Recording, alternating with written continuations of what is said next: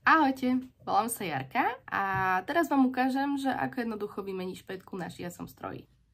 Pätka je táto malá kovová súčiastka, ktorá drží látku na svojom mieste počas šitia. Dá sa dať dole a hore.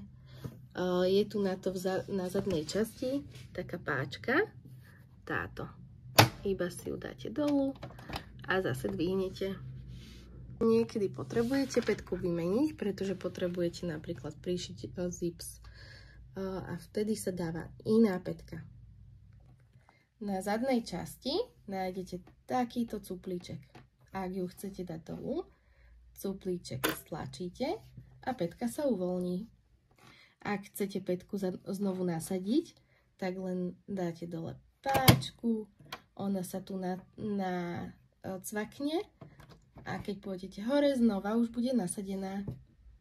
Ak potrebuje, tak si poďme vyskúšať vymeniť túto pätku, zipsovú pätku. Takže znovu máme páčku hore, v zadnej časti stlačíme cuplíček, pätka sa uvoľní, dáme si ju na bok, zoberieme druhú pätku, tam si ju vložíme presne tak, aby táto kovová súčiastka sedela na túto hornú, aby sa to vedelo nacvaknúť. A iba dáme páčku dole a už je hotovo. Máme vymenenú pätku. A takto veľmi jednoducho si viete vymeniť pätku hocikedy.